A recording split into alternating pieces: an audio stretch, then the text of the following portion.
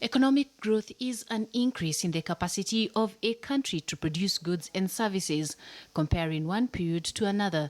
Ideally, it would mean quality jobs across the country, returns on investment, and higher tax revenues.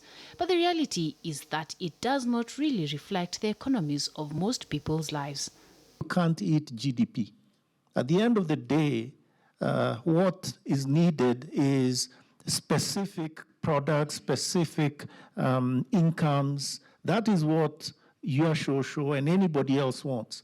I mean, the jobs that person who's trading actually does go and make a profit and all those other things.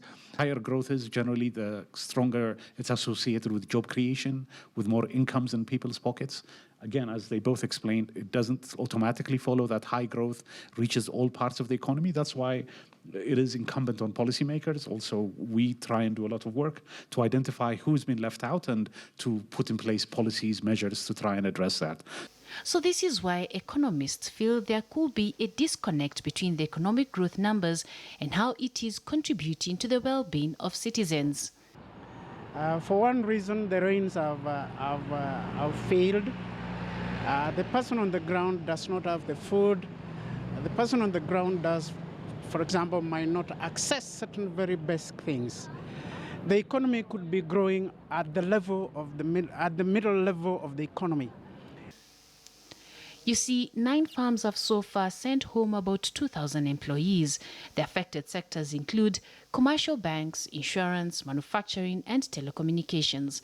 At the same time, the Food and Agriculture Organization of the United Nations projects the country's food production will dip further due to unpredictable rainfall pattern.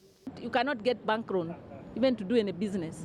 You even have debts in the banks. So you know the expression hakuna pesa, and that's really the issue. So it needs to care, but not because it is 6% or 6.5 and all that. At the end of the day, it is what really hits her, hits her pocketbook. National Treasury says it has put in place policies to ensure the economic growth is inclusive. The amounts of cash transfers that we are providing to communities, access to medical services at subsidized rates, free education. And this is because we are very much aware that we might see a very good growth, but we are also aware that it is not reaching some of the disadvantaged persons, and that's why we have those policies. International Monetary Fund says changing the tax system is a better place to start for the government, especially in funding its ambitious infrastructure projects such as road, railway and ports. The tax to GDP ratio in Kenya reverts back to closer to the 19-20% it used to be historically, rather than the current 15%.